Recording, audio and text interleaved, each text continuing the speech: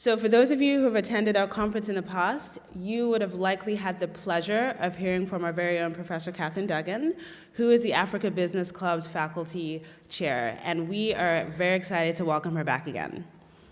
Professor Duggan is an assistant professor in the Business, Government, and International Economy Unit. Her research examines institutional development, financial sector regulation, economic growth in emerging markets with a specific focus on sub-Saharan Africa. She's the author of several Harvard Business School cases, including The Opportunities and Crisis in Nigeria, as well as another on Uganda's Constitution of Development. She received her PhD in political science from Stanford University and also holds a bachelor's degree with highest honors in political science from Brown University. She's one of the premier thought leaders on Africa on the HBS campus, as well as the Africa Business Club's strongest advocate. I'll warn you, she's got a lot of energy, and you're in for a treat. Please join me in welcoming Professor Catherine Duggan. Thank you very much. Thank you very much. It's lovely to be here. I have to warn you, they put me first so that those of you who have not had coffee can actually get up to speed on this. This moment here is actually one of my favorite parts about being an HBS professor. Coming to HBS Africa Conference every single year, looking out into the room and seeing the faces of the future of the continent. And I mean that seriously. The people who are going to change, who are thinking about what Africa is going to look like, and who are thinking about how Africa can reach that place. So I thought, because this is all about stories, this conference, that I would start with my own Africa story, because people like to ask me what it is that inspires me about Africa. I'll tell you, when my father and my aunt were young, when they were about 20, Africa was the next big thing. People thought that Africa was going to be the great economic leader from all of the post-colonial countries, and it was the place where young people went because it was exciting. So they both went to Africa. My aunt, who was a doctor, stayed in Africa for her entire career. She was in Nigeria for 2 decades. She was in Uganda after that. She was in Malawi after that. My father stayed in Ghana for 3 years, which were 3 of the happiest years of his life. He told me all the time about Ghana, Ghana, Ghana, and I grew up thinking, I have to go to Africa. It's one of the most exciting places in the world. So I went to Africa. I lived in Uganda as part of my PhD research, and I began to fully understand how complicated the stories are and how different the story that we get in the US and in the West is from what's actually happening on the ground. So if you watch, as many of you do, CNN, if you watch many of these international media outlets, the story, as you know, about Africa is a very different one than the story that everybody in this room knows. So I wanted to give you, to start off, a metaphor for this story. We hear a lot in the news right now about Mali, what's going on in northern Nigeria, and if you only listen to the news, you would think that Africa was falling apart. Let me give you a metaphor in the form of a watch that I bought through the window of a bus in Tanzania.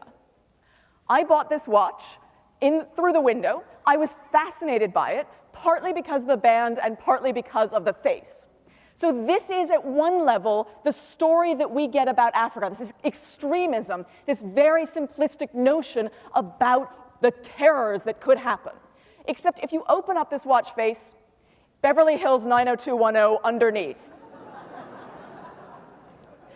I love this watch because partly it is so complicated. It really begins to express the complexities of these things, of the place, and at the heart is business. At the heart is a striving desire for people to really have something, to have wealth, to have development, to have all of the things that go along with a notion of what it's like to really have a change, to make a change in your own life.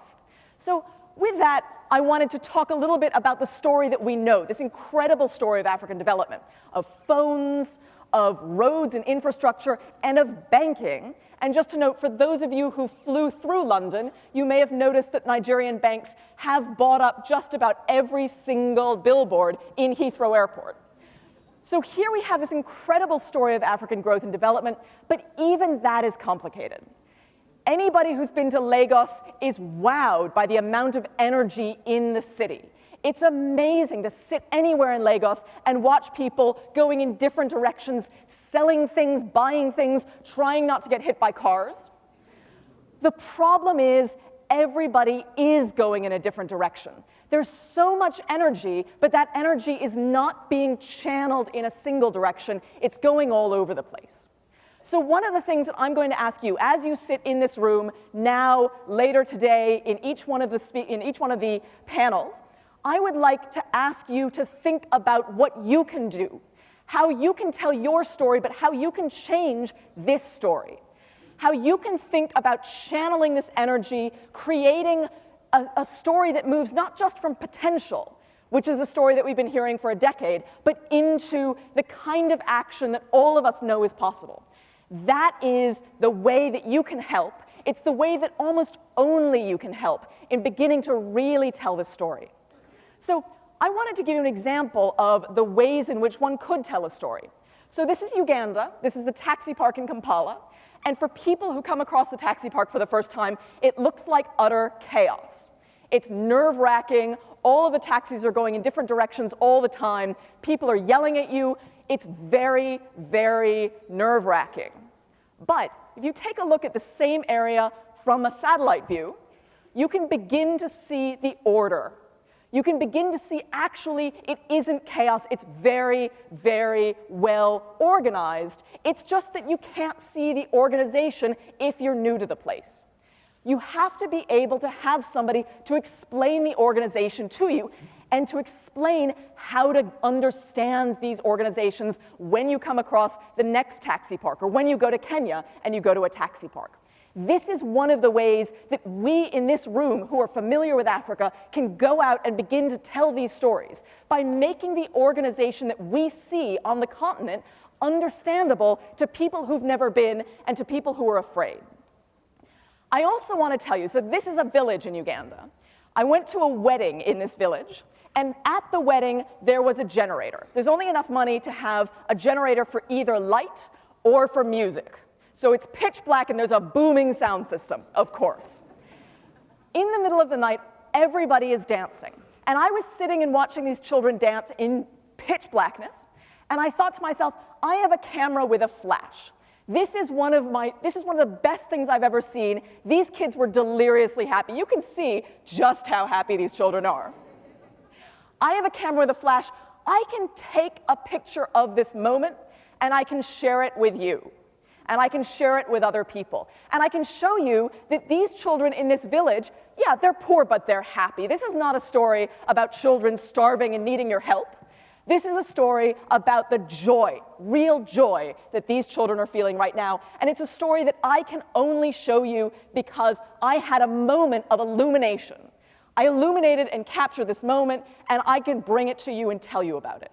Every single one of you has these moments. The things that you see out in your travels, the really inspiring stories that you have, I would like you to capture those in one way or another, either by taking pictures or by having them in your head and sharing them with as many people as you can. Sharing with as many people as you can the passion that you have for Africa, the understanding about why Africa is important, and the understanding of what people can do both to make Africa better, but particularly to learn more and to fall in love with the place. So there is a warning, though. This is also Uganda. This is Uganda during the elections.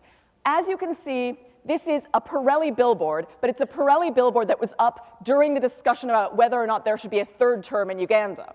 What I thought was amazing is this power in safe hands billboard, because I think it's a metaphor for the way many people think about the relationship that citizens should have with government in Africa. Government should be the one to do things. I can't tell you how much I talk to people and ask them what to do next. What do you think should be done? And they say, I think the government should do this, or I think the government should do that, or obviously somebody needs to do it. We need to do it. It isn't simply the government needs to do it. It isn't simply anybody else needs to do it. We as entrepreneurs, as people who think, as thought entrepreneurs, people who think about these things, people who care about these things, it's up to us. It's up to the people in this room to think about how to do this. In Senegal, people stood up at the same moment. They said, this is what we want out of government. This is how we're going to change things. It doesn't have to be political, but it can be political. The question is, how is it that we are going to stand up and start making the change instead of just talking about the change all the time? And so that's what I would ask you to do as you leave this conference, is to think about what you took from the conference and not only how you can tell a new story, but how you can actually make that change and begin to make that change and inspire people to begin to make changes for themselves. So I'm going to end with a quote from Nelson Mandela. Nelson Mandela, this is one of my favorite quotes of his. He says, "After climbing a great hill, one only finds that there are more hills to climb. I have taken a moment here to rest, to steal a view of the glorious vista that surrounds me, to look back on the distance I have come. But I can only rest for a moment, for with freedom comes responsibilities, and I dare not linger, for my long walk is not yet ended." We should be taking a moment. We should be taking a moment to look at this great vista, to appreciate how far things have come, to appreciate how far things have come in the past year, in the past 2 years, let alone the past 5, let alone the past 10. But we should not rest on our laurels, because that is not the way to move forward. We have to stop resting and move forward as much as possible and go out and inspire not only other people, but also ourselves. So with that, this is an inspiring place to be. It's an inspiring conference, and I hope that you are as inspired by what you hear this weekend as I will be. So thank you very much for coming.